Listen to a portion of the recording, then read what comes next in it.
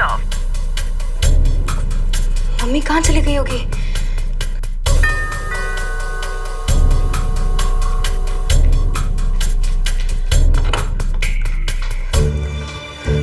मनीष। हाँ मम्मी ने कुछ बताया था क्या? मतलब कहीं जाने वाली थी क्या? नहीं। क्यों, मम्मी घर पे नहीं है? वो तो घर पर नहीं है, तभी तो पूछ रही हूँ। कंपाउंड में मम्मी की गाड़ी भी नहीं है और अलमारियां भी खुली पड़ी है। क्या दीदी, कहीं घर पे चोरी तो नहीं हुई?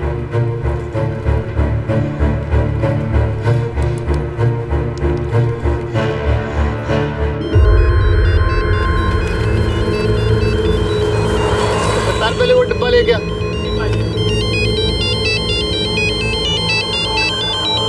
हाँ सिमरन पुत्र। मामा जी, मम्मी आपके घर आई है क्या? अब पुत्र मैं तो दुकान पे हूँ, मेरे को नहीं पता। तू नाना को फोन कर लेना। जी मामा जी।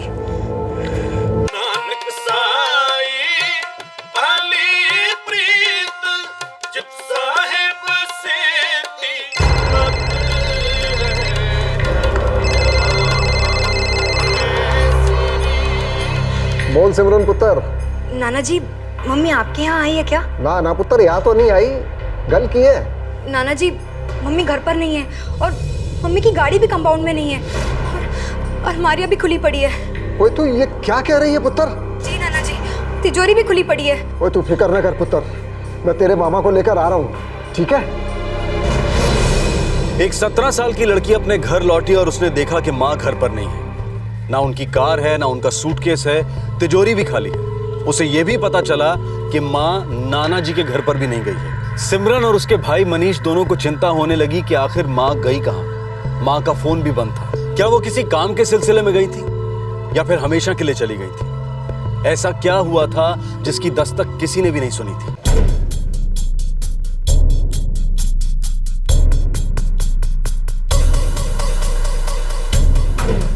और मामा जी, वहाँ ऊपर, वहाँ मम्मी सूटकेस रखती थी, वो भी नहीं है। पुत्र तू घर से कितने बजे गई थी? मामा जी 8 बजे। और तू पुत्र? मम्मी ने मेरे को 9 बजे बस स्टॉप पे छोड़ा था, रोज की तरह। सिमरन पुत्र तू एक काम कर, तू अपनी नौकरानी गीता को फोन लगा। तुम दोनों के जाने के बाद वो घर पे ही होगी। मैं तब तक रवि को फोन लगाता हूँ। पापा जी हो सकता है उसको कुछ पता हो। ठीक है।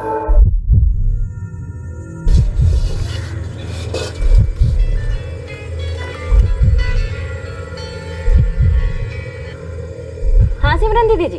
गीता, तू कितने बजे तक घर पर थी? मैं 11:30 बजे तक दीदी जी। क्यों, क्या हुआ? मम्मी ने कुछ बोला, कुछ बताया कि वो कहीं जाने वाली थी, ऐसा कुछ? नहीं दीदी जी। ठीक है। कुलजीत जी से कल शाम को बात हुई थी, आज सुबह से तो एक बार भी बात नहीं हुई। हाँ और रवि तू है कहाँ? मुंबई से आ रहा हूँ, हाईवे पर हूँ। बताइए क्या हुआ, सब ठीक तो है ना? हाँ कुलजीत घर पे ही नहीं है, उसका फोन भी बंद है और उसकी गाड़ी भी नहीं है। और यहाँ पे अलमारी खुली हुई है, तिजोरी भी खुली हुई है, उसका सूटकेस, कपड़े सब के सब गायब हैं। पर कुलजीत जी बिना बताए तो कहीं जाती नहीं। और अगर कहीं जाना भी हो तो मनीष या सिमरन को बोलकर ही जाती हैं। कुलजीत जी का मोबाइल नंबर क्या है? 444-678-768। नाइक, ये नंबर की लोकेशन ट्रैक करो। Yes sir. पति कहाँ है उनके? जी वो 4 साल पहले गुजर गए हार्ट अटैक से। उसके बाद मेरी बहन कुलजीत ही बिजनेस संभालती है। और उनका बिजनेस क्या था? स्टॉक्स एंड शेयर्स का जी। मतलब पति के मौत के बाद सारा बिजनेस आपकी बहन ही संभाल रही थी? जी हाँ, लेकिन उसे कुछ बिजनेस की खास समझ नहीं थी तो उसने सारे क्लाइंट रवि शिंदे को दे दिए।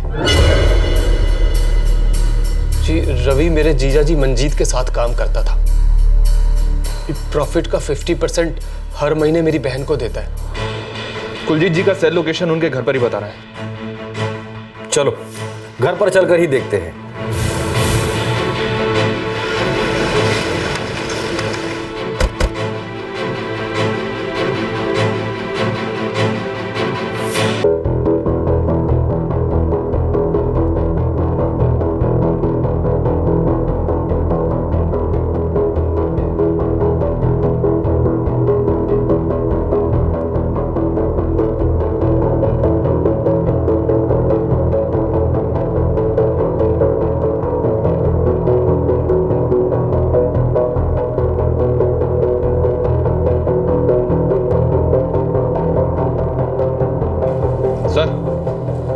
कोई गड़बड़ तो नजर नहीं आ रही है। मोबाइल मिला? नहीं सर।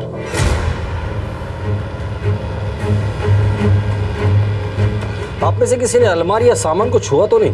हाँ सर, मैंने, वो मम्मी नहीं दिखी तो। आपके कहने के मुताबिक ऊपर रखा हुआ सूटकेस भी गायब। हाँ जी। गाड़ी कौन सी थी?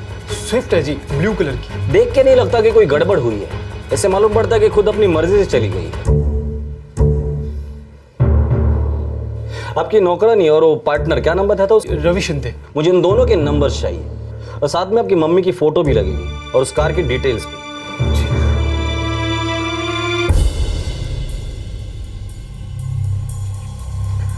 नाइक, हर पुलिस स्टेशन में इस औरत का फोटो, कार के डिटेल्स और डिस्क्रिप्शन भेज देना।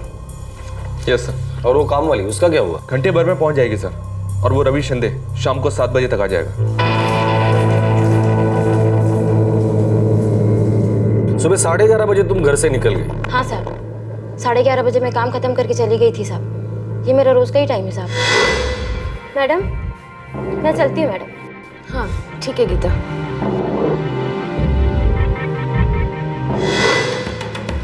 मैडम तभी फोन पर थी? हाँ साहब, वो फ़ोन लगा रही थी साहब, पर ज़्यादा मेरे को याद नहीं है। कितने साल से काम कर रही हो वहाँ पर? 3 साल हो गए साहब। अच्छा, घर में कोई अनबन? नहीं साहब। घर में कोई अजीब सी बात? नहीं साहब, मैडम बहुत अच्छी थी साहब, बच्चे भी बहुत अच्छे हैं, कोई अनबन नहीं। मैडम का किसी के साथ भी कोई अनबन नहीं साहब। उनके पति मंजीत, उनकी 4 साल पहले मौत हो गई। सुना है साहब, पर तब मैं उधर काम नहीं करती थी। तुम्हारे मैडम का किसी के साथ कोई चक्कर? वो वैसी औरत नहीं थी साहब, वो बहुत अच्छी थी।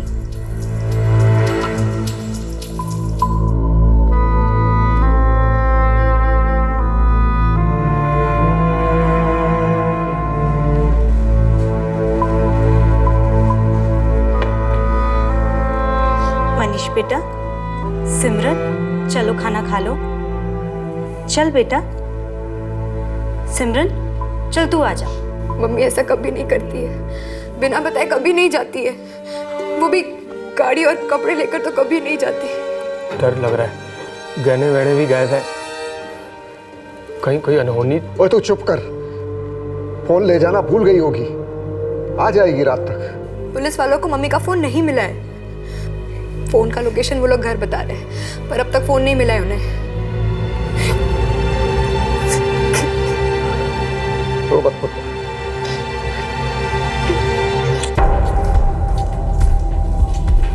सर, मैडम का फोटो, कार का नंबर सब भेज दिया है। ये है उसका फोन रिकॉर्ड्स।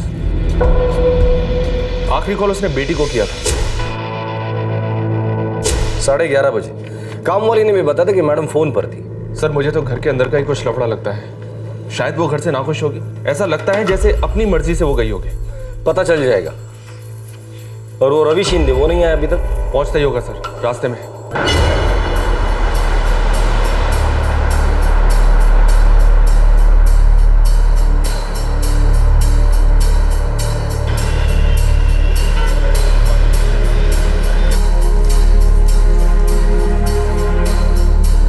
मुंबई गया था सर, काम के सिलसिले में। आप स्टॉक और शेयर्स का बिजनेस करते हैं ना? जी हाँ सर।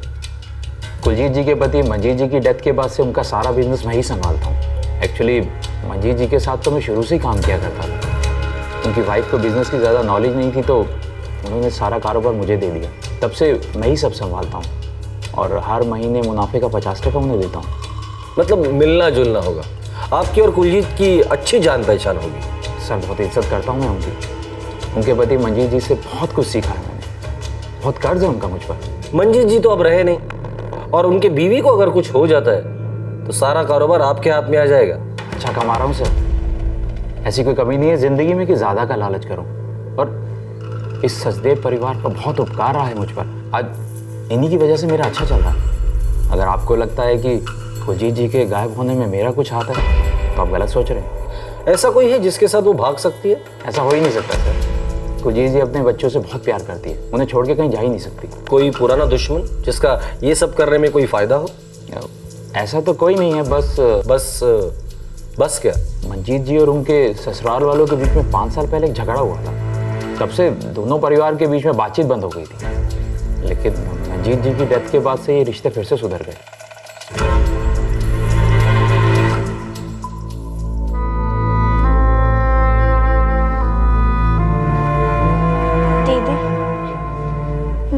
ऐसे नहीं जा सकती है, हमें ऐसे छोड़ के नहीं जा सकती है मम्मी। मनीष, मम्मी कहीं नहीं गई है। मम्मी के साथ कुछ बहुत बुरा हुआ है, बहुत बुरा। मुझे भी डर लग रहा है।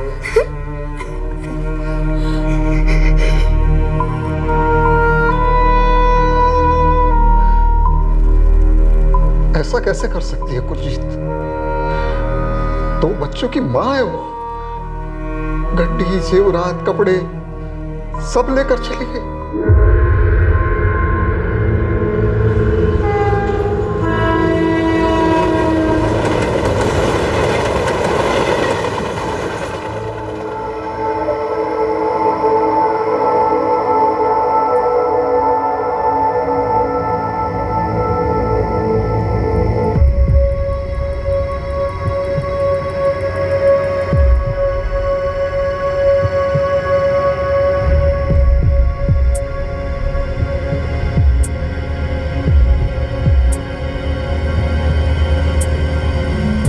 यार अशोक, ये ब्लू स्विफ्ट किसकी है?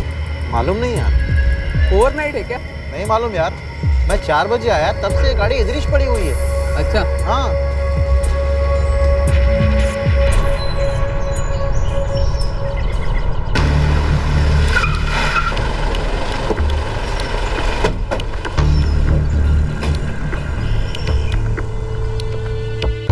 जी वो जीजा जी से बिजनेस को लेके थोड़ी सी अनबन हुई थी। मैंने उनसे कहा था कि धंधे में थोड़ा सा पैसा लगा दो, तो उन्होंने ना कर दिया। बस इसी बात को लेके थोड़ी सी अनबन हुई थी सर। देखिए, किसी भी पुलिस स्टेशन से आपकी बहन की कोई खबर नहीं मिल रही है। या तो आपकी बहन खुद गायब हो गई या फिर किसी ने इस तरह से गायब किया है कि छोटा सा सुराग भी ना मिल सके। और आपको कहीं से अनबन की बात पता चली, आप उसे मेरी बेटी के गायब होने से जोड़ने लग गए। देखो सर जी, ये सच है कि मेरे बेटे और दामाद जी के बीच अनबन हुई थी, लेकिन उसका मेरी बेटी के गायब होने से कुछ लेना देना नहीं है जी। देखिए, जब तक कोई सुराग नहीं मिलता, शक की सुई तो सब पर रहेगी। कुलजीत मेरी छोटी बहन है जी। और कोई भाई बहन? एक सबसे छोटी बहन है जी, परजीत, दिल्ली में रहती है। आज शाम तक वो भी आ जाएगी जी। कुलजीत उसके घर पे भी नहीं गई? नहीं है सर, वहाँ पे मेरी बात हो गई है उससे। और सर कुलजीत का ऐसा कोई भी नहीं है जहाँ वो जा सके जी। कोई ऐसी वजह भी नहीं है जो बच्चों को छोड़ के जाए। कोई भी कड़वाहट नहीं है जी हमारे रिश्ते में। सिमरन, तुम्हारी मम्मी ने तुम्हें सुबह 11:30 बजे फोन किया था, शायद तुमने फोन उठाया नहीं। हाँ सर, वो मैं कॉलेज में थी, लेक्चर में, और फोन साइलेंट पे था। तो दोबारा कॉल बैक क्यों नहीं किया? सर भूल गई, ध्यान में नहीं था। तुम्हारी माँ शायद तुम्हें कुछ बताना चाहती थी। पता नहीं सर। देखो, तुम्हारी माँ गायब है। अच्छा ये होगा कि तुम सच सच बता दो। सिमरन, तुम्हारी माँ का किसी के साथ कोई रिश्ता था? क्या तुम जानती हो वो कहाँ है? मैं कुछ नहीं जानती सर, ऐसा कुछ नहीं था।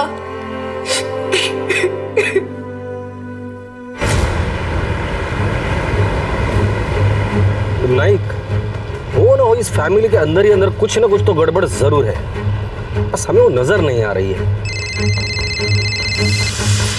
हेलो।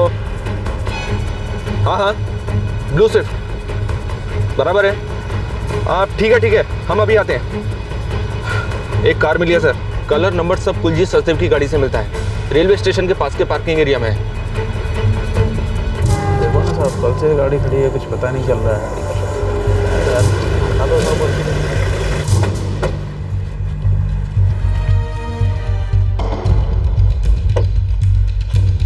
नाइक, गाड़ी लॉक भी नहीं की है। कल से गाड़ी इधर ही खड़ी है साहब, इसीलिए मैंने थाने फोन किया था साहब। पार्किंग की कोई पर्ची है? उस पर कोई नाम है? हाँ सर जी साहब।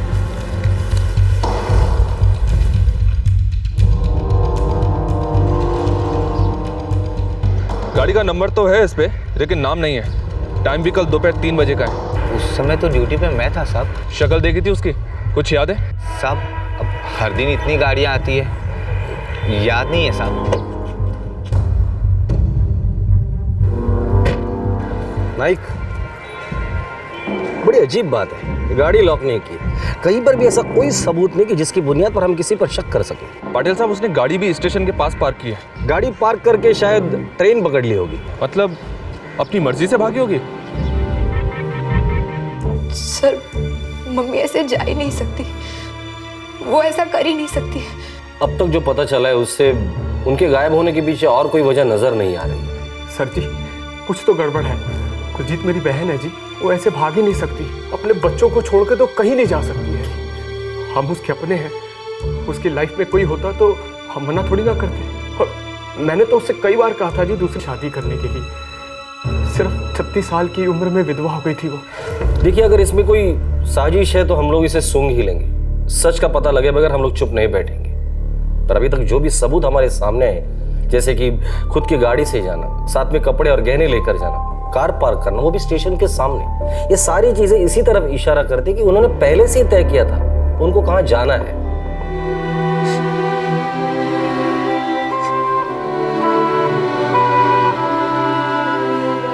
अगर आप लोग कहें तो मैं दोनों बच्चों को अपने साथ दिल्ली ले जाऊं। मैं कहीं नहीं जाऊंगी, मैं यहीं रहूंगी। मम्मी हम दोनों को छोड़कर जा ही नहीं सकती। मैं नहीं मानती।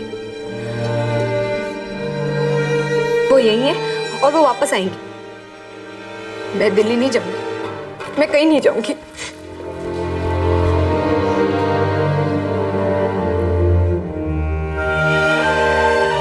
पता नहीं वाहिगुरु को क्या मंजूर है। पहले जीजा जी गए और अब सिमरन इस बात पर विश्वास ही नहीं कर रही थी कि उसकी मां इस तरह से कहीं जा सकती है। लेकिन इस केस में ऐसा कोई सच सामने नहीं आ रहा था कि पुलिस को कोई और एंगल नजर आए। जब ऐसा लगने लगा था कि कुलजीत अपनी मर्जी से अपने बच्चों को छोड़कर गई है, तभी इस केस में एक नया एंगल सामने आया।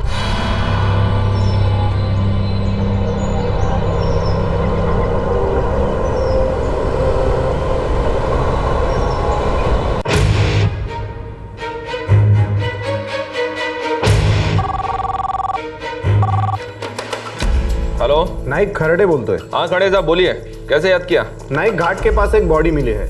हम मिसिंग पर्संस की रिपोर्ट्स क्रॉस चेक कर रहे थे। तभी लगा कि हमें जो बॉडी मिली है वो उसी कुलजीत सचदेव की है जो आपके एरिया से गायब है।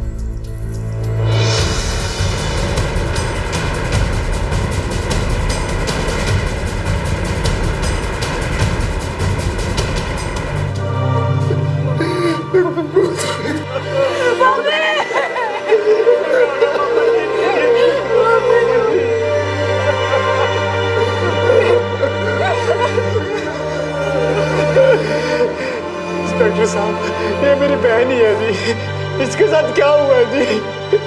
क्या हुआ क्या जी?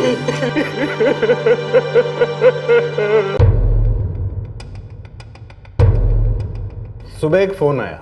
एक आदमी घाट के पास से गुजर रहा था, उसने बॉडी देखी।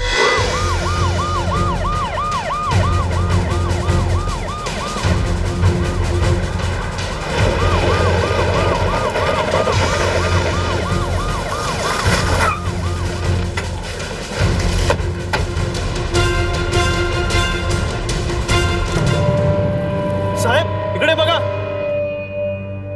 पोस्टमार्टम हो गया? हाँ, स्ट्रैंगुलेशन, गला घोटा गया है किसी पतले तार या रस्सी से। मौत का टाइम लगभग 72 घंटे पहले। मतलब हो सकता है कि मारकर लाश को फेंक दिया हो सकता है। कुछ गहने वहने मिले? घर से निकलते वो 2 सूटकेस और कुछ कपड़े और गहने लेकर निकली थी। पूरा एरिया छान मारा पर कुछ नहीं मिला।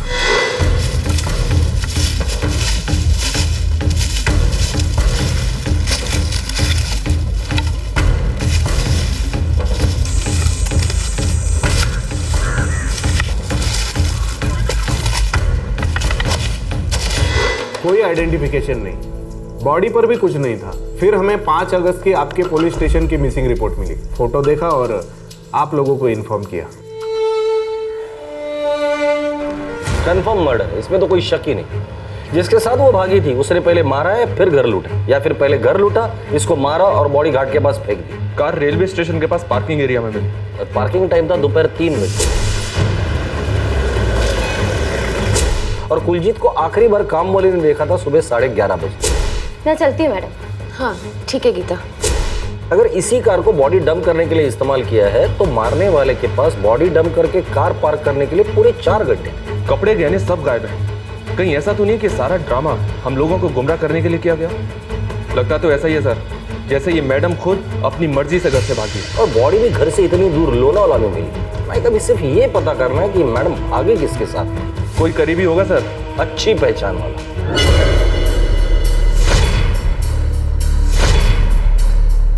इन सब के डिटेल्स निकालो, पता तो चले कुलजीत की मौत से फायदा किसका होने वाला था। सर श्लोक संत शरण जो जन परे, सो जन उदरनहार, संत की निंदा नानका, बहुर बहुर अवतार।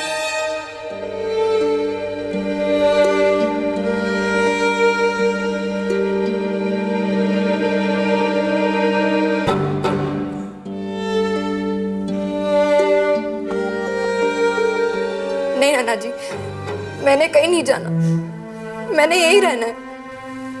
मनीष का स्कूल, मेरा कॉलेज, सब यही है। हम दोनों यहीं पले बड़े, हमें कोई नए शहर नहीं जाना। बेटा, यहाँ रहेगी तो यादें पीछा करेंगी। नहीं मौसी, हम दोनों को कहीं नहीं जाना। आप लोग प्लीज जबरदस्ती मत करो।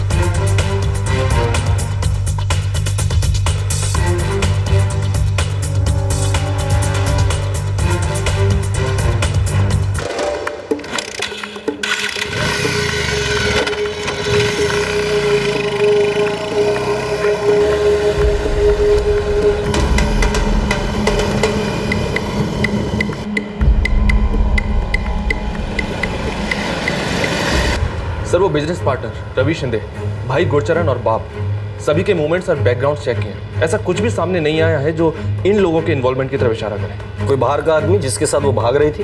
लोनावला के होटल चेक किए सर, पुणे स्टेशन की टिकट बुकिंग भी चेक की। 11:30 से 3 बजे के बीच 2 ही गाड़ी जाती है। और हाँ सर, आसपास के गहनों की दुकान वालों को भी इन्फॉर्म कर दिया है, अलर्ट कर दिया है। अगर कोई भी चोरी के गहने बेचने के लिए आए तो तुरंत रिपोर्ट करें। लेकिन अभी तक कोई रिपोर्ट सामने नहीं आई है सर। भाई इस केस की चाबी हाथ ही नहीं आ रही है। सर एक खबर है छोटी सी, हो सकता है कि ताला खुल जाए। बोलो। मैडम की बेटी सिमरन, एक लड़के के साथ उसका चक्कर है सर, नाम है वसीम शेख। माँ जानती होगी और उसने मना किया होगा। हाँ सर, रवि शिंदे से पता किया। कुलजीत जी ने एक बार बोला था उस लड़के के बारे में। अभी सिर्फ 17 साल की तो है वो, होता है इस उम्र में। पता नहीं, है तो 17 की, पर बातें ऐसे करती है जैसे बहुत बड़ी हो गई है वो। या तो बात बात पे गुस्सा करेगी या चुप रहेगी। कॉलेज से घर आते आते भी रोज देर कर देती है, हर छोटी मोटी बात पे झूठ बोलती है। समझाया उसको? समझाया, एक चांटा भी धरा, पर वो ढीठ की ढीठ। उसे ऐसा लगता है जैसे मैं उसकी बात समझती ही नहीं। मुझे लगता है आपको उसे थोड़ा सा वक्त और देना चाहिए। इग्नोर करो, हो सकता है कल आ जाए। आ जाए तो अच्छा है, क्योंकि मुझे वो लड़का कुछ ठीक नहीं लगता। इस बारे में फैमिली में से किसी को कुछ पता नहीं? लड़की का मामला है सर, आप समझ सकते हैं। वैसे कुलजीत जी बहुत सी बातें मुझसे शेयर किया करती थी, अपने पिताजी और भाई के साथ डिस्कस नहीं करती थी। ठीक है, thank you very much. My pleasure.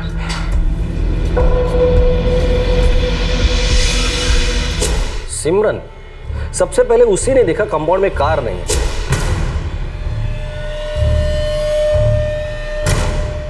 उसी ने देखा कि तिजोरी और अलमारी खुली है, और सबसे पहले उसी को पता चला कि सूटकेस गायब है।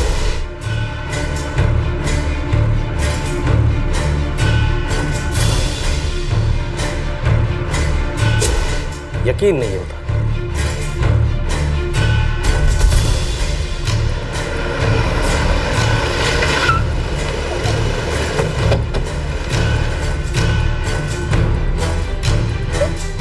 दीदी, दीदी, आपने मम्मी को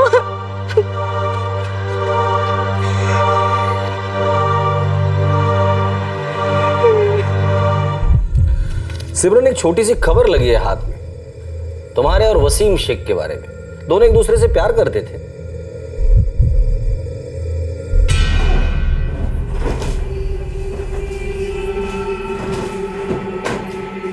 बैठो।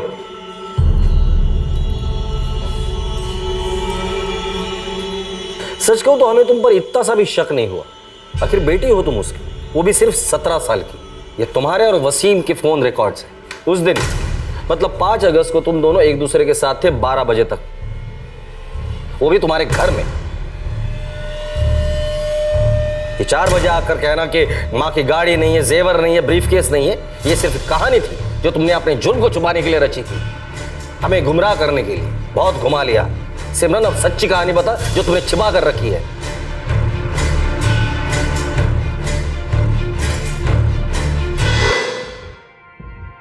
वसीम, मम्मी कभी नहीं मानेंगी, वो हमें कभी साथ नहीं रहने देंगी। तो तू मुझे छोड़ देगी? नहीं, कभी नहीं। मैंने तेरे साथ ही रहना है। तो मैं तेरी माँ से आके बात करूं? कोई फायदा नहीं वसीम, वो हमारी बात नहीं सुनेंगी। पिछली बार बात की थी तो एक चाटा मिला और साथ में धमकी भी कि अगर मैं दोबारा तुमसे मिलने की कोशिश की तो वो मुझसे अपना नाता ही तोड़ देगी।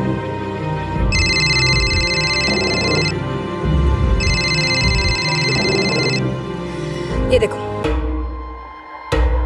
पुलिस की तरह नजर रखती है मुझ पर, कहाँ हूँ, किसके साथ हूँ, क्या कर रही हूँ। देख सिमरन, हम अभी मिलते हैं, ये बात छिपने वाली तो है नहीं। तो अभी जाके साफ साफ बात कर लेते हैं।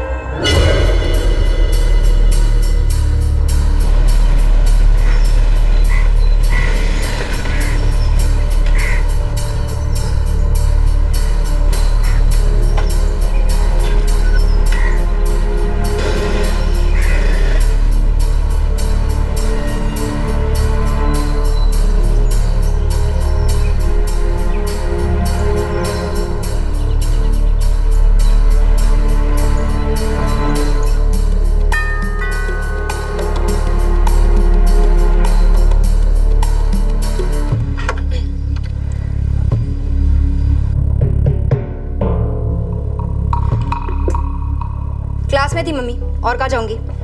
कॉल बैक भी नहीं किया? नहीं किया, घर ही तो वापस आ रही थी ना। मम्मी, आपने तो मुझे परेशान कर दिया है। परेशान कर रही हूँ क्योंकि मैं अभी भी डरती हूँ कि तू अभी भी उस लड़के के साथ। वसीम नाम है उसका।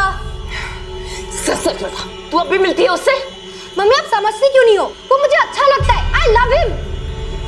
क्या मुझे इतनी भी फ्रीडम नहीं है कि अगर कोई मुझे पसंद है तो मैं उससे आराम से बात कर सकूं? तेरे पापा होते तो ये सब चलने नहीं देते। ऐसा सबक सिखाते उस लड़के को कि दोबारा तुम्हारी तरफ आंख उठाकर देखता तक नहीं। मम्मी, आपको क्या लगता है अगर आप हमारे साथ जबरदस्ती करेंगी तो वसीम मुझे छोड़ देगा या मैं उसे छोड़ दूंगी? आपको समझ में क्यों नहीं आता है कि हम दोनों एक दूसरे से बहुत प्यार करते हैं और एक दूसरे के लिए कुछ भी कर सकते हैं? ठीक है बेटा, तूने खाई में जाके गिरने की ठान ली है तो जा गिर। मुझ में और ताकत नहीं है कि मैं तुझे और समझाऊं। जो जी में आए कर, पर एक बात याद रख, अपने मन की करेगी तो इस घर से तुझे कुछ नहीं मिलेगा, कुछ भी नहीं। बाहर जाएगी, धक्के खाएगी, तब जाकर अक्ल आएगी, और जब अक्ल आएगी तो कोई रास्ता नहीं बचेगा।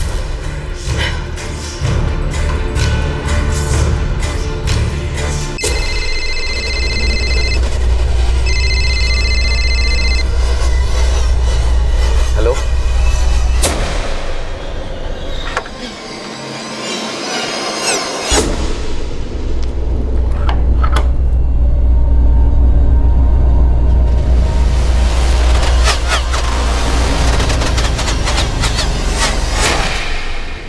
वो हमें कभी साथ नहीं रहने देगी, और अगर मैं तुम्हारे साथ रही तो मुझे इस घर से कुछ नहीं मिलेगा।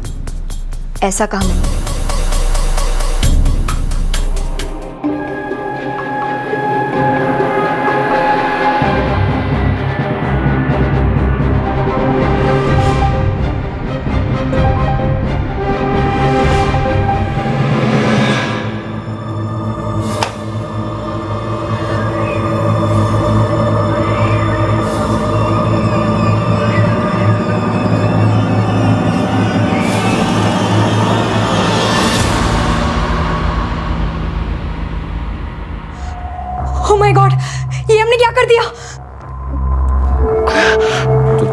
तुम्हारी माँ तो गई, अब वसीम, तुम्हें कार ड्राइव करनी आती है? हाँ। हटो। वसीम, वो सूटकेस निकालो।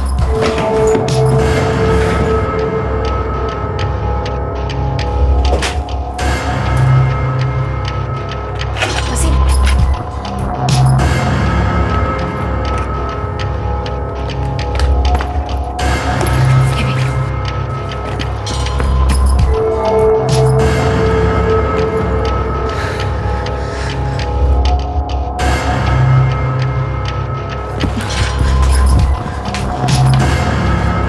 वसीम, इसे यहीं पर ही तोड़कर फेंक दो।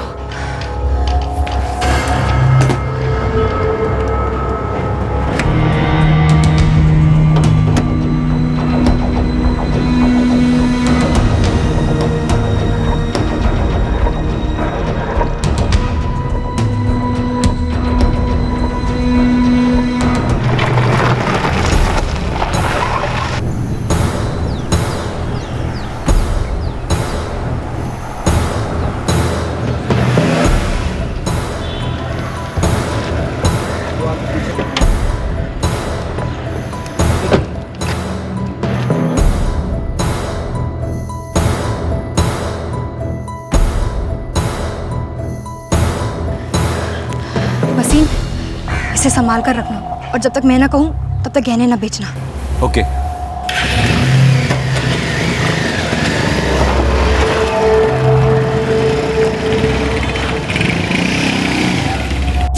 ये 18 साल का है, तुम 17 साल की, बालिग भी नहीं हो दोनों। सिमरन, वो माँ थी तुम्हारी, पर फिर भी वो मेरी फीलिंग्स नहीं समझ पा रही थी, इसलिए तुमने उसे मार डाला। तो और क्या करती मैं? और कोई रास्ता नहीं था मेरे पास। मुझे जो चाहिए था वो चाहिए था, बस। वो मुझे कभी नहीं समझ पाती। तो अब जो तुम्हें चाहिए था वो मिल जाएगा। अपनी माँ को मारकर समझा ले अपनी बात को। अपने भाई को क्या समझाओगी, और वो क्या समझेगा जब उसे ये पता चलेगा कि तुमने उसकी और खुद की माँ को मार डाला है। सिमरन, तुम्हें क्या लगता है ये सब करने के बाद तुम दोनों अपनी जिंदगी जी पाओगे? कोई खुशी मिलेगी किसी को भी?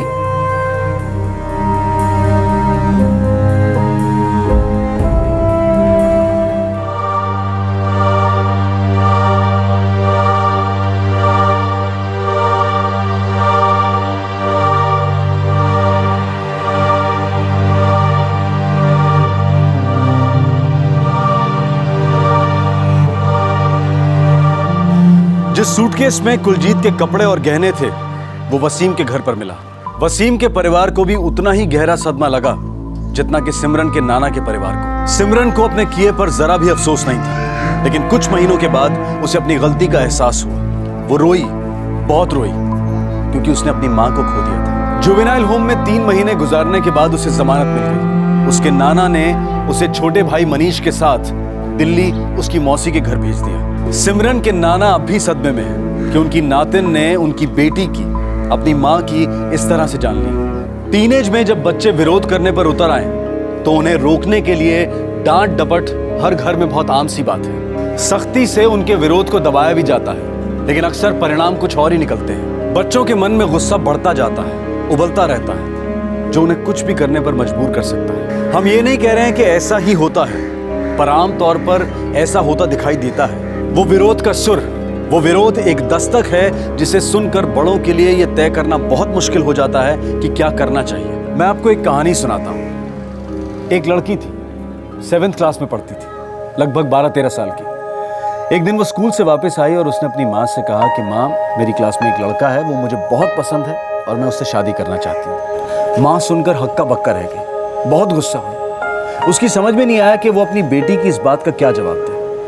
शाम को जब पति घर आए तो उन्होंने बेटी की ये बात उन्हें बताई और कहा कि तुम्हारी बेटी ये बक रही थी। पिता ने कहा ठीक है, मैं बेटी से बात करूँगा। उन्होंने बहुत शांति से अपनी बेटी से बात की तो बेटी ने वही बात दोहराई कि पापा, मैं उस लड़के से शादी करना चाहती हूँ। तो पिता ने कहा ठीक है बेटा, तुम उससे शादी कर लेना, लेकिन अभी तुम्हारी उम्र बहुत छोटी है, तुम्हारी पढ़ाई भी पूरी नहीं हुई है।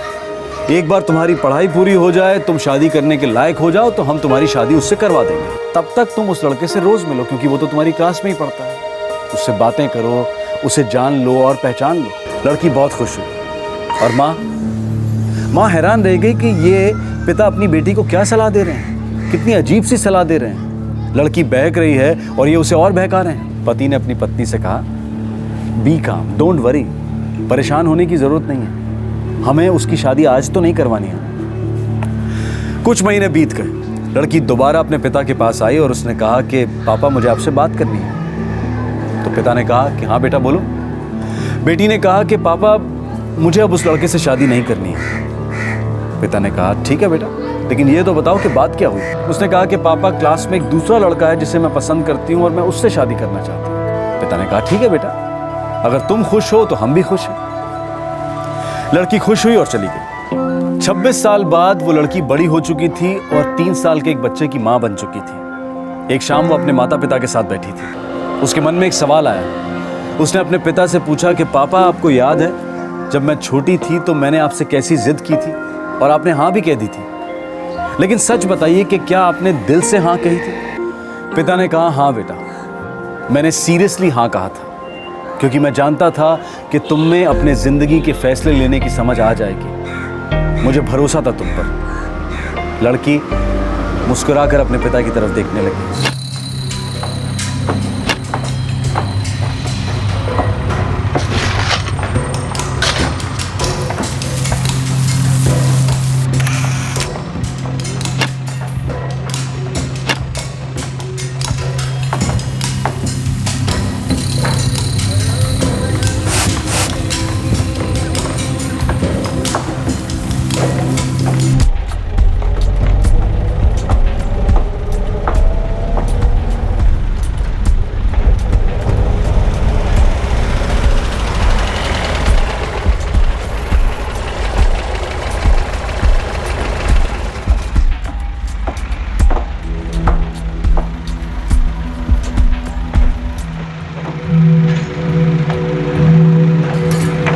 आनंद सर, आपके टिकट आ गए।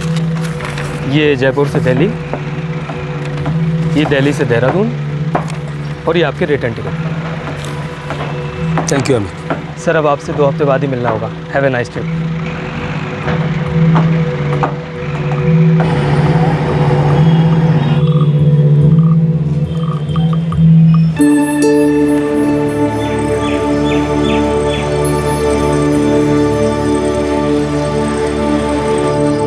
तनु, मैं निकल रहा हूँ। हाँ हाँ चलो, मुझे भी देर हो गई है। मामा भी तैयार होगी। चलो चलो। श्वेता। हाँ माँ मैं आ गई। कितनी देर लगाती है?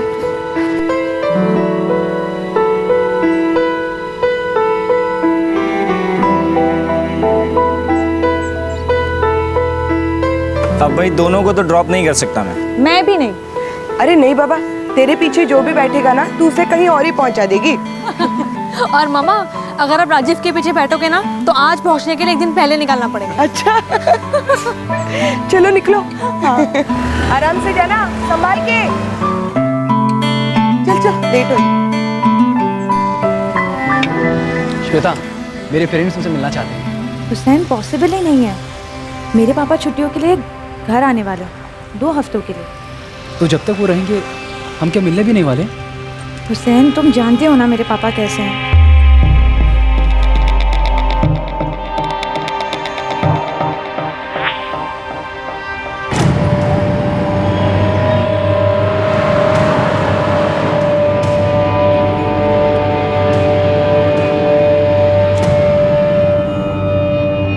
संपन्न परिवार, एक पति पत्नी, उनकी 2 बेटियां, एक बेटी शादीशुदा और दूसरी बेटी एक रिश्ते में, एक रिलेशनशिप में जिसे प्यार कहते हैं। लेकिन एक सुबह अचानक एक अनहोनी हो गई जिसकी दस्तक उन्होंने बहुत पहले सुन ली थी। जुर्म उनका दरवाजा खटखटाता, शायद उससे भी पहले।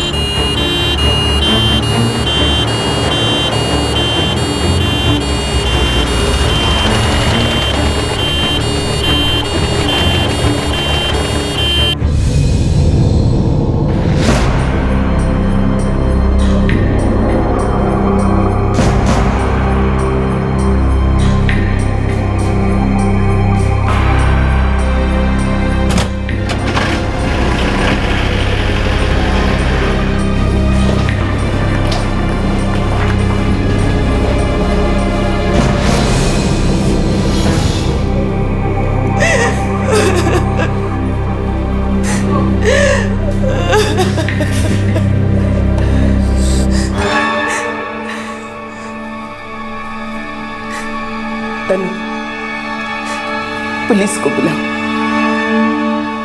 अभी।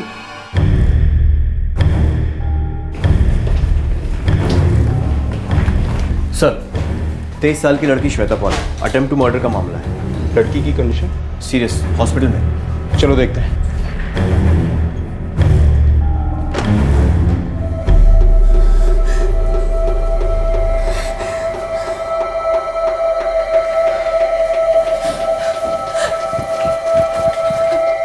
कैसी है मेरी बेटी?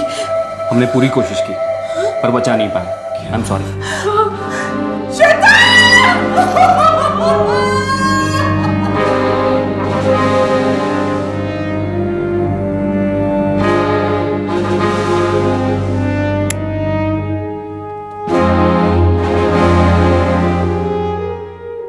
क्या कहा डॉक्टर साहब? डॉक्टर ने कहा ब्रॉड डेड, रिवाइव नहीं कर पाए।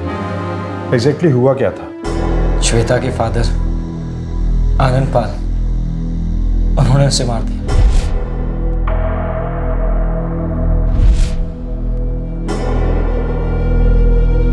कहाँ है वो? भाग गए। आप कौन?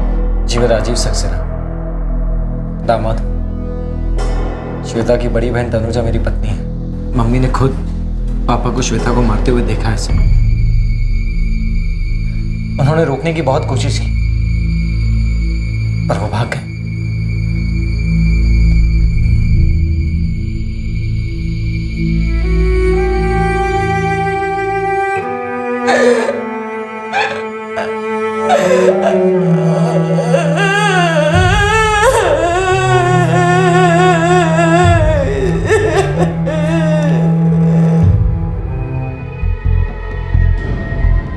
यहाँ लाने से पहले ही लड़की की मौत हो चुकी थी। मौत की वजह?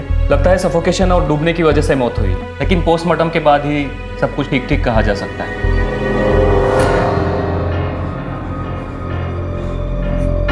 मिसेस पाल, आप बताइए ये सब कैसे हुआ?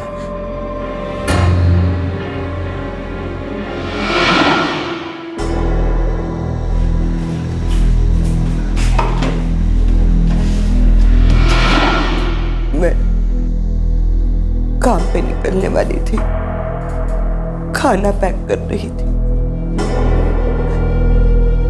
तभी अचानक शोर की आवाज सुनी।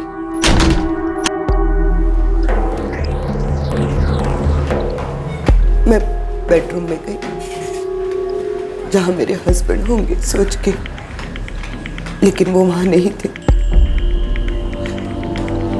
फिर मैं श्वेता के बेडरूम में गई।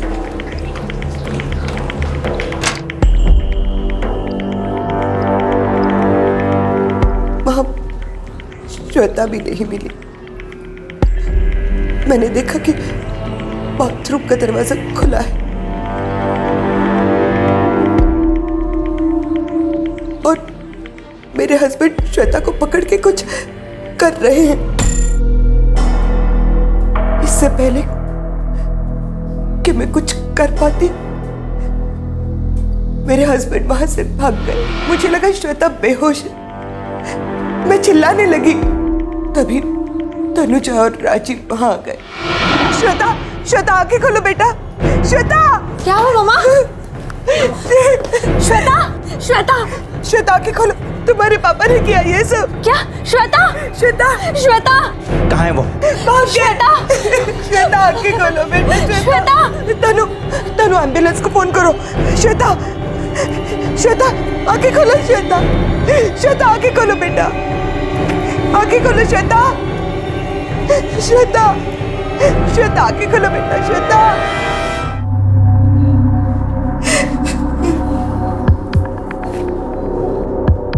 आपने अपने ससुर को नहीं देखा? नहीं, वो शायद मेरे और तनुजा के ऊपर पहुंचने के पहले ही भाग गए थे। उनका मोबाइल नंबर? 444 12244।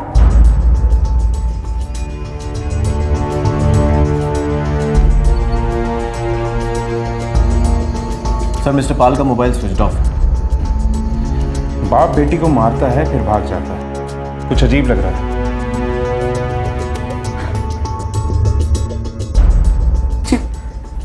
मुझे श्वेता की कोई चीख सुनाई नहीं।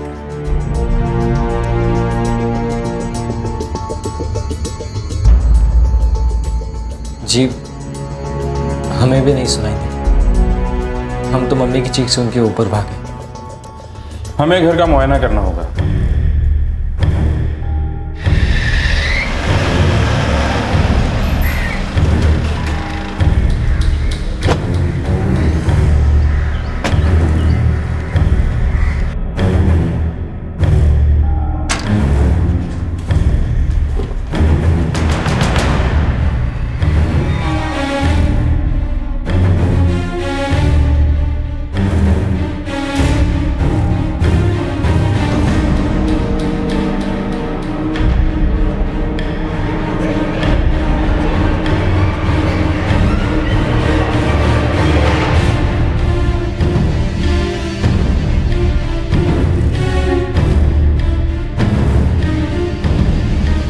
तो मैडम आपका कहना है कि आपकी बेटी का कत्ल आपके पति मतलब उसके पिता ने किया?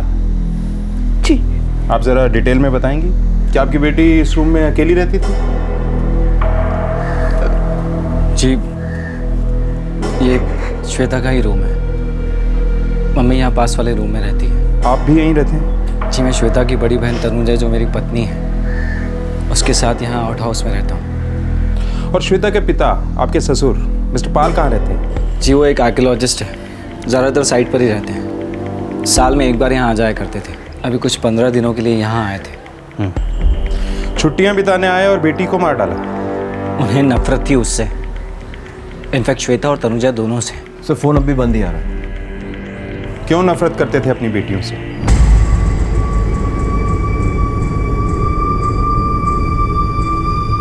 मेरे फादर कभी हमारे साथ नहीं रहे और ज़रूरत के समय तो कभी नहीं।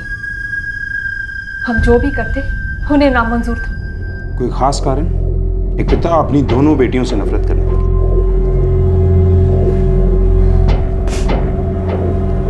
वो मुझसे इसलिए नफरत करते थे क्योंकि मैंने राजीव से शादी की थी। उन्हें हमारा रिश्ता पसंद नहीं था। ये राजीव कौन है?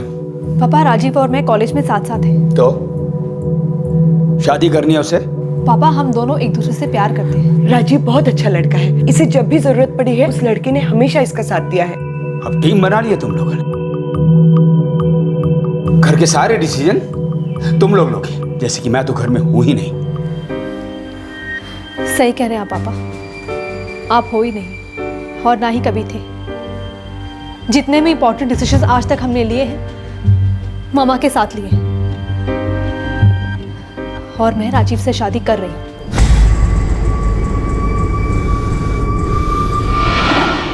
लास्ट ईयर ही मैंने और राजीव ने शादी की।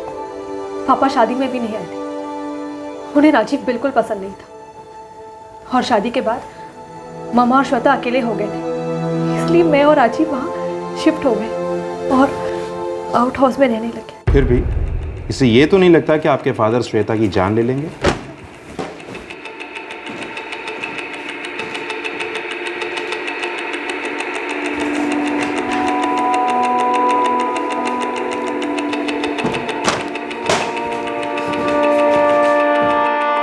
सर सारे फ़ोन रिकॉर्ड्स चेक किए हैं। श्वेता अक्सर किसी हुसैन अहमद से बात किया करती थी। उसका फ़ोन अभी तक स्विच ऑफ आ रहा है।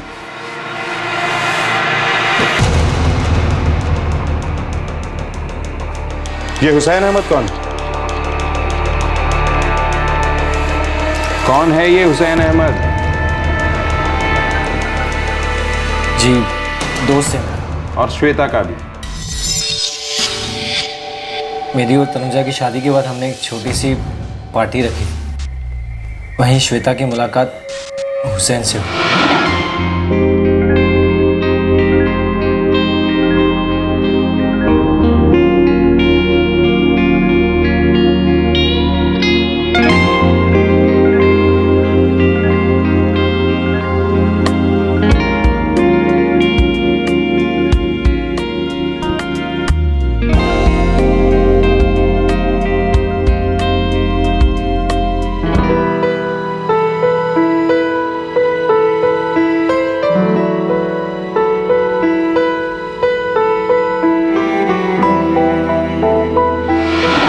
और फिर हुसैन और श्वेता में प्यार हो गया।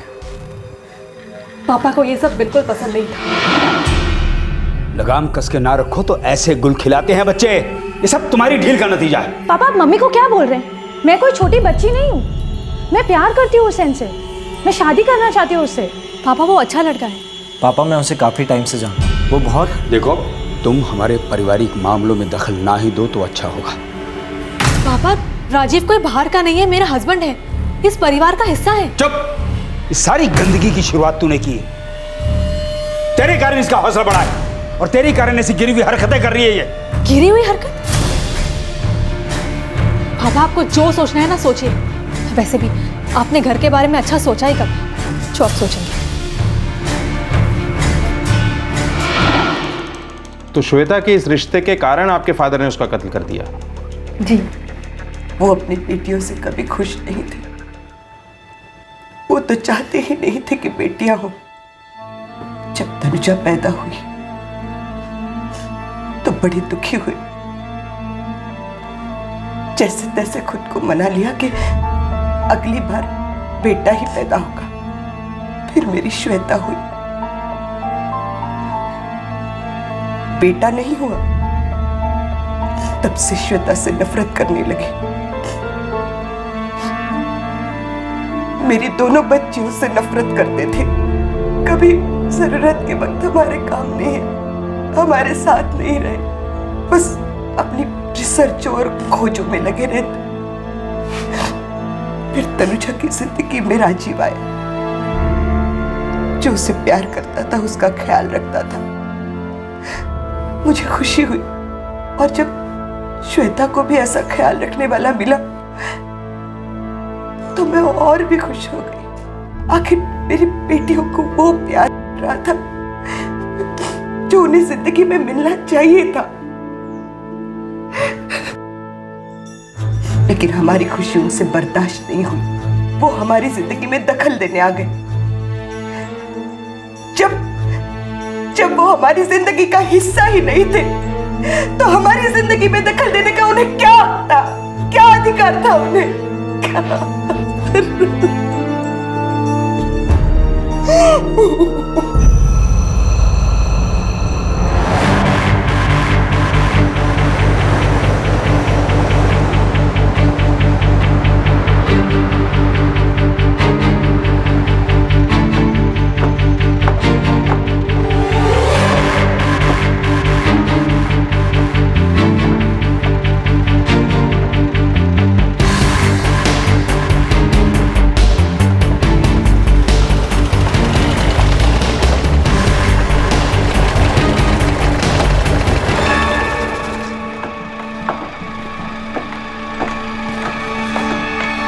जी सुना मैंने पाल सर की बेटी की डेथ के बारे में। मर्डर हुआ है उसका, आपके पाल सर नहीं किया है। उनकी कोई खबर? पाल सर ऐसा कभी नहीं कर सकते। वो भागे हुए हैं। कहाँ हो सकते हैं वो? देहरादून में या आसपास किसी दोस्त के यहाँ? देखिए पाल सर ने तो अभी तक यहाँ किसी को कांटेक्ट नहीं किया है। देखो आपके लिए, आपके पाल सर सबके लिए अच्छा होगा अगर आप हमें ये बता दें कि वो कहाँ हो सकते हैं।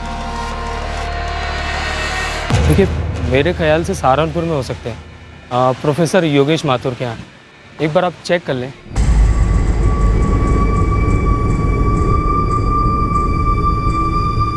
आनंद, तुम्हें थाने जाकर सब कुछ बता देना चाहिए था।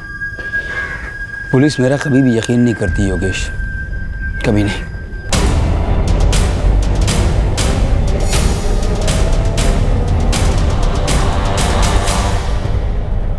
खबर सही है सर, आनंद पाल योगेश माथुर के घर ही है। टीम को बोलो शांति से आगे बढ़ें, आराम से घेरें उसे।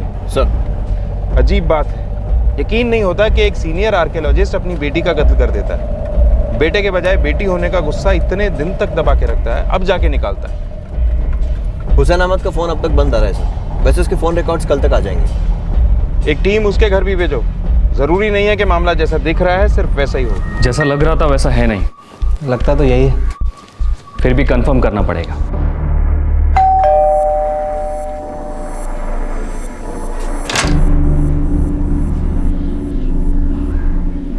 जी डॉक्टर आनंद पाल, हम जानते हैं वो आपके यहाँ पर ही छिपे हुए हैं।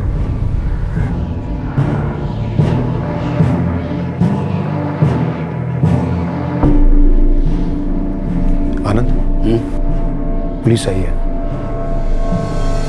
उन्हें पता चल गया।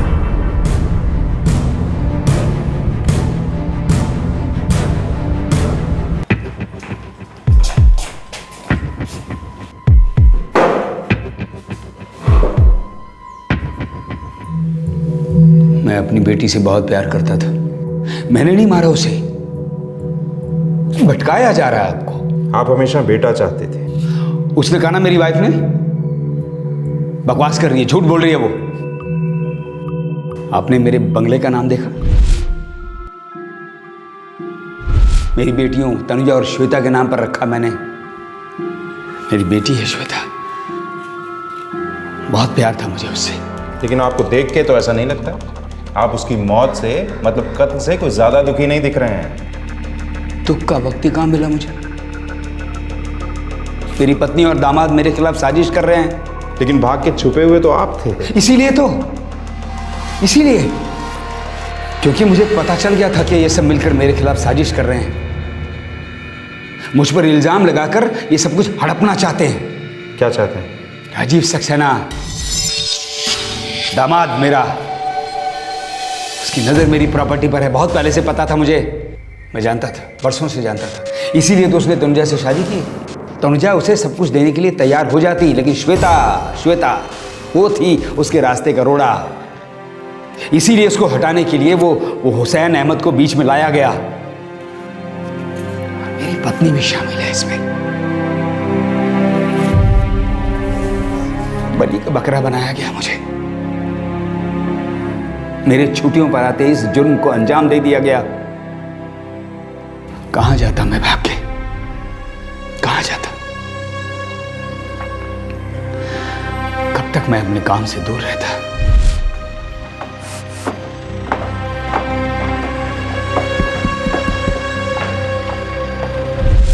मुझे पता था कि मैं पकड़ा जाऊंगा।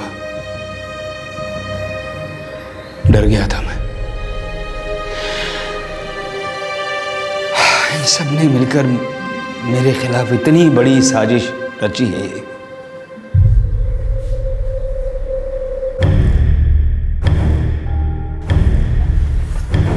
हुसैन घर पर नहीं मिला, उसका फोन अब तक बंद है।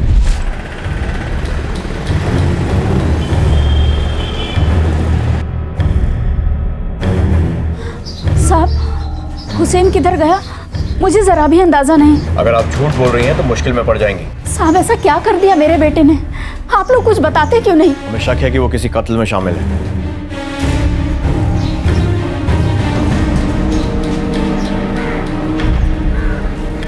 दोनों यहाँ आसपास ही रहना। जी सर। सर, हुसैन और तनुजा का हस्बैंड राजीव कॉलेज के ज़माने के दोस्त हैं। हुसैन पेशे से सॉफ्टवेयर कंसल्टेंट है। वो 23 जनवरी जिस दिन श्वेता का कत्ल हुआ उस दिन से ऑफिस नहीं गया। तो ये राजीव क्या करता है? सर, वो भी किसी कॉर्पोरेट फर्म में काम करता है। ऐसा क्या है जो छूट रहा है हमसे? सर, ये पाल फैमिली की यहाँ पर 2-3 प्रॉपर्टीज़ हैं। सारी मिसेस ललिता पाल के नाम पर। मतलब डॉक्टर पाल के नाम पे एक भी नहीं? नो सर, एक भी नहीं। राजीव सक्सेना, दामाद मेरा, उसकी नजर मेरी प्रॉपर्टी पर है। बहुत पहले से पता था मुझे। तनुजा उसे सब कुछ देने के लिए तैयार हो जाती, लेकिन श्वेता, इसीलिए उसको हटाने के लिए वो हुसैन अहमद को बीच में लाया गया। सर, ये एक चीज़ है यहाँ जो बड़ी अजीब है।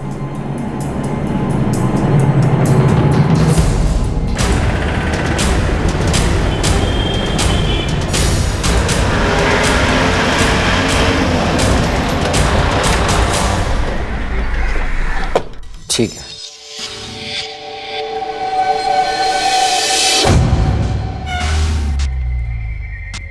वो अभी सेकंड पोस्टमार्टम कर रहे हैं। बॉडी उसके बाद ही मिलेगी हमें। सुना है, पापा पकड़े गए।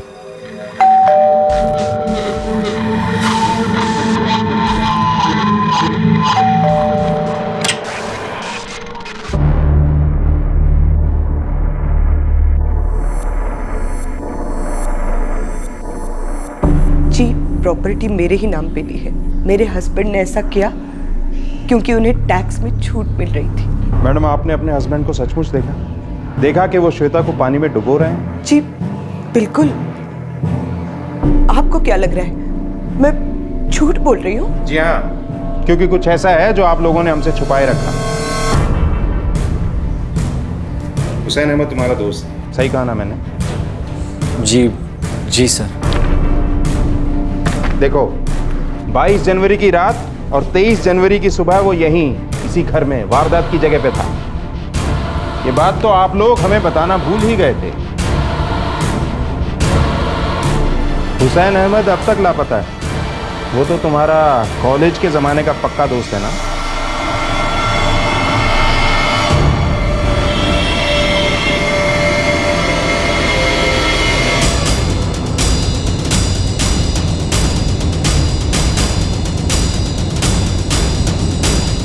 श्वेता मेरी बहन जैसी थी। वैसे तो वो तुम्हारी बीवी की बहन थी। तनुजा से शादी के बाद जायदाद का आधा हिस्सा तुम्हें मिलना तो पक्का हो ही गया था, लेकिन श्वेता के जाने के बाद तो पूरा ही तुम्हारा हो सकता था, नहीं? ये क्या बकवास कर रहे हैं? ये हमारा परिवार है सर। श्वेता मेरा परिवार थी, और एक परिवार में क्या मेरा क्या तेरा। बंटवारा परिवार में ही होता है, पड़ोसियों में नहीं। हुसैन अहमद कहाँ है हुसैन अहमद?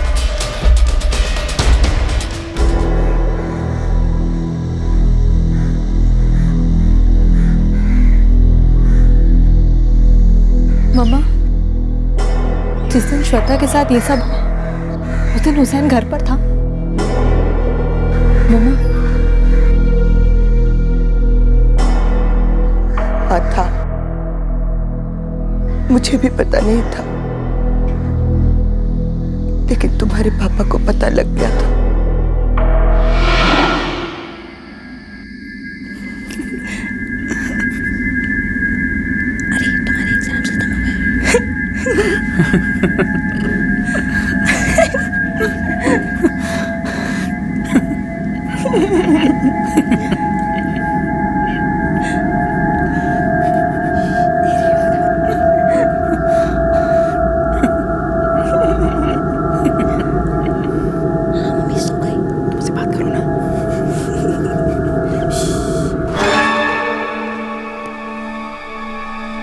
ललिता, ललिता, क्या बात है? श्वेता अभी भी हुसैन से मिलती? हुसैन अच्छा लड़का है आनंद। मैं पूछ रहा हूँ, क्या श्वेता अभी भी हुसैन से मिलती है? मुझे नहीं पता।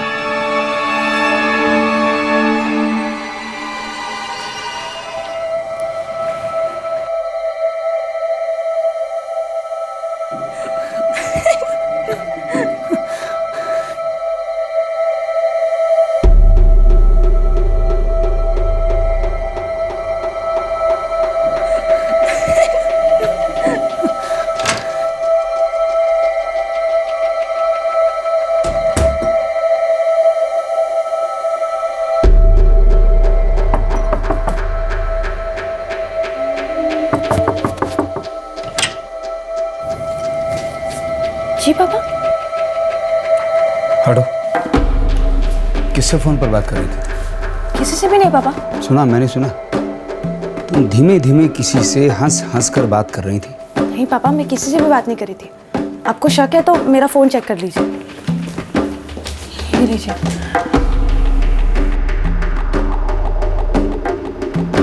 मैं किसी से भी बात नहीं कर रही थी पापा। आपके कान बज रहे होंगे। आप तो हमेशा काम की धुन में लगे रहते हैं। आपके खंडहर और गुजरे जमाने की बातें गूंज रही होंगी आपके कानों में।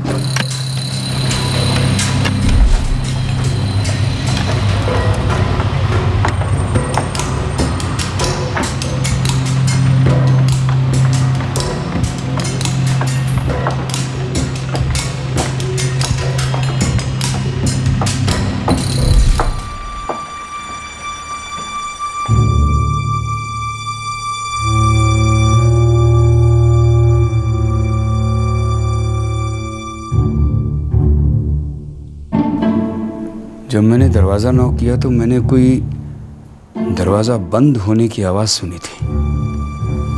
वो पापा, मैं बाथरूम से बाहर निकली थी ना, तो दरवाजे की आवाज़ होगी।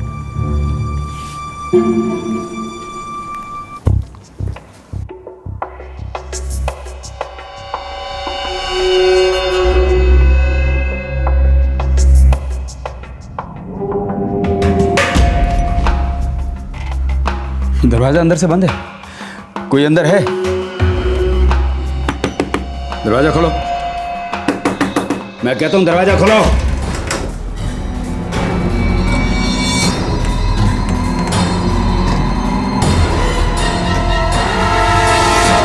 तो ये गुलछर्रे उड़ाए जाने, और तुम माँ बेटी कह रही हो कि मेरे कान बज रहे हैं। बावला हो गया हूं मैं। डूब मरने की बात मेरे घर में मेरी नाक के नीचे ये सब कुछ हो रहा है। पापा आप समझ रहे नहीं है, हम दोनों एक दूसरे से प्यार करते हैं, शादी करना चाहते हैं, एक साथ रहना चाहते हैं। सर श्वेता के बगैर मैं नहीं रह सकता सर। आप यहाँ आ गए, हमारा मिलना आपको पसंद नहीं था और मैं खुद को रोक नहीं पा रहा था, तो बस श्वेता से मिलने चला आया। देखिए सर, सारी गलती मेरी है, इसमें श्वेता कोई दोष नहीं है, तो उसे मत कुछ बोलिए। पापा चुप! इस व्यक्ति यहाँ से बाहर निकल जाओ, निकलो निकलो, भागो यहाँ से। सुनिए,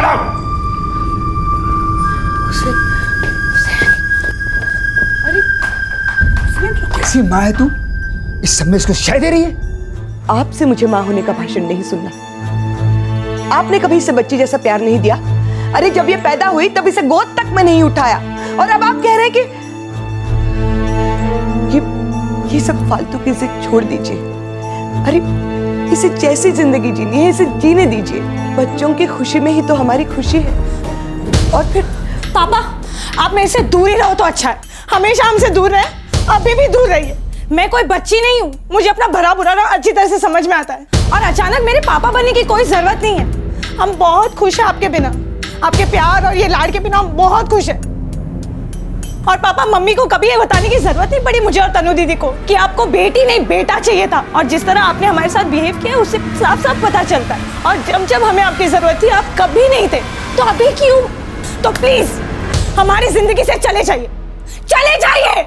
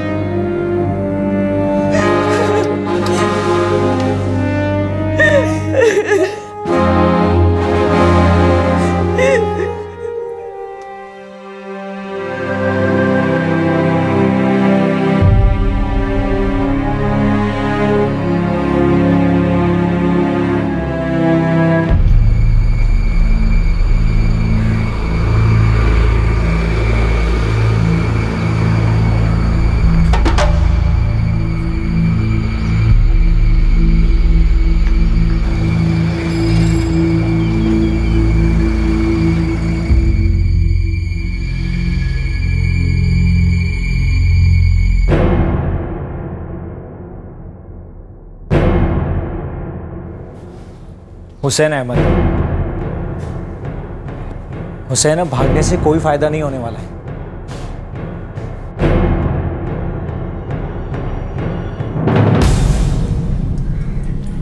तुमने श्वेता को क्यों मारा? नहीं सर, मैंने नहीं मारा। तो ऐसे ही फालतू में छुपते फिर रहे थे, चोर पुलिस खेल रहे थे। सर मैं डर गया था। रात 2:30 बजे तक मैं श्वेता के घर पे ही था और उसके फादर ने मुझे पकड़ लिया था, और नेक्स्ट मॉर्निंग मैंने सुना कि श्वेता का मर्डर हो गया। मुझे लगा उसके फादर ज़रूर मुझे ही फंसा देंगे। जी डॉक्टर अवस्थी, ड्राउनिंग से मौत नहीं हुई है, मौत का कारण पानी नहीं है।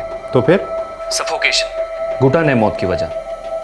उसका गला नहीं घुटा गया था, मुंह या नाक के ऊपर कुछ दबाकर उसको मारा गया है। पक्का? जी। फेफड़ों में तो पानी न के बराबर मिला है। उसे डुबोने से पहले मारा गया है और मौत का समय सुबह 6:30 से 9:30 के बीच में रहेगा। श्योर हैं आप? एब्सोल्युटली, एकदम। जी अच्छा।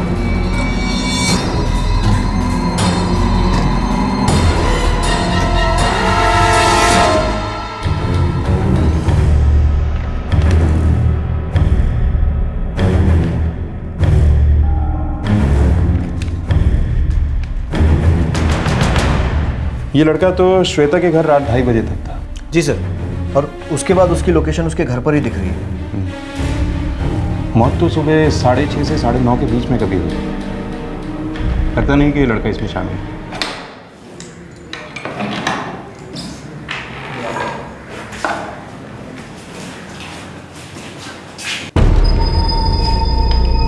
मिस्टर आनंद पाल, आपने ही अपनी बेटी को मारा है।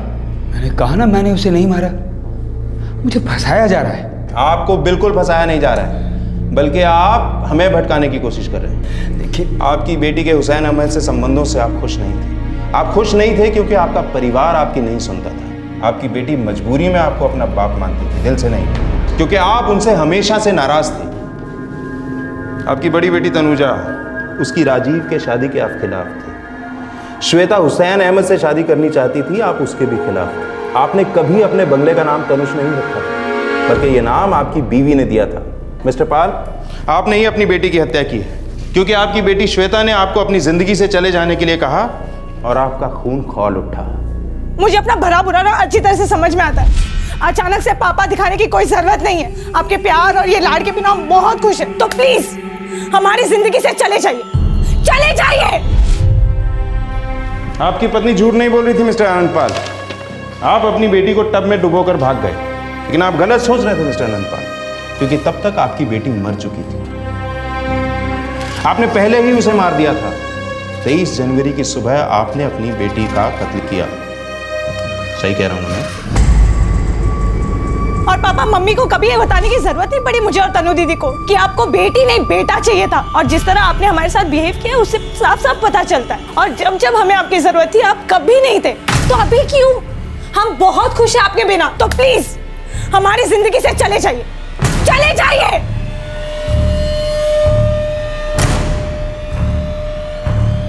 मेरी अपनी बेटी मुझे अपने बाप को निकाल देना चाहती है, अपनी जिंदगी से, अपने परिवार से, उस हुसैन के लिए।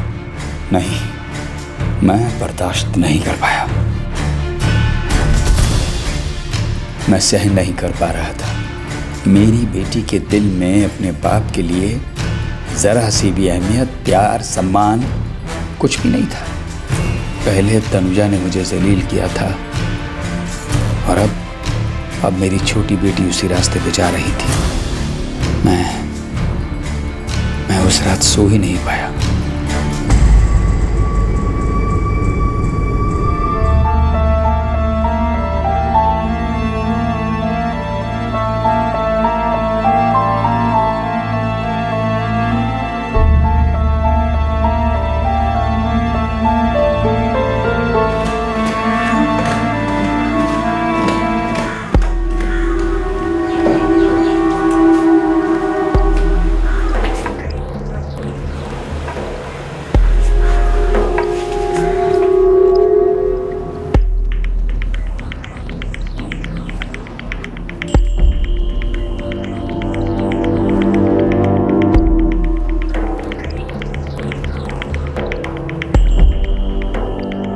आप हो ही नहीं और ना ही कभी थे। तो प्लीज हमारी जिंदगी से चले जाइए, चले जाइए।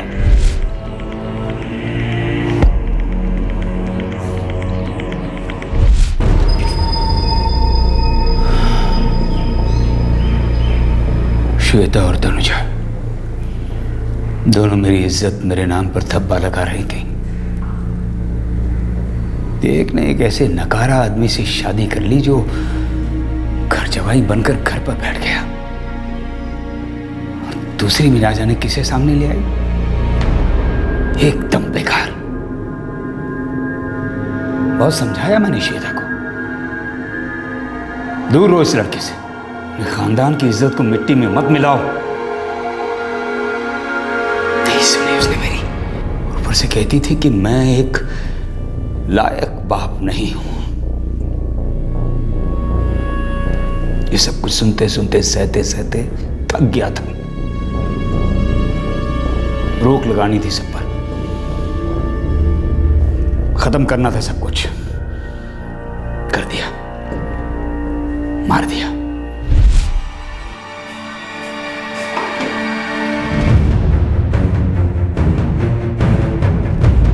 ऐसा किया ताकि ये सब एक एक्सीडेंट लगे, और इसमें आप बुरी तरह से असफल रहे। एक पिता के तौर पे असफल रहे, एक पति के तौर पे असफल रहे, और ये सोचने में भी असफल रहे कि ये सब कुछ करके बचा नहीं जा सकता। जब आपकी पत्नी ने हमसे ये कहा कि उन्होंने आपको भागते हुए देखा, तो हमें लगा कि शायद वो कोई कहानी सुना रही, क्योंकि आपके जैसा ऊंचे ओहदे वाला इंसान कभी इतना नीचे नहीं गिर सकता कि अपनी ही बेटी को मार दे। बहुत नीच इंसान है आप, गिरे हुए इंसान।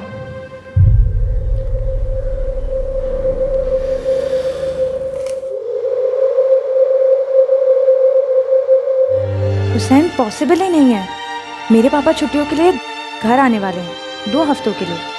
तो जब तक वो रहेंगे हम क्या मिलने भी नहीं वाले?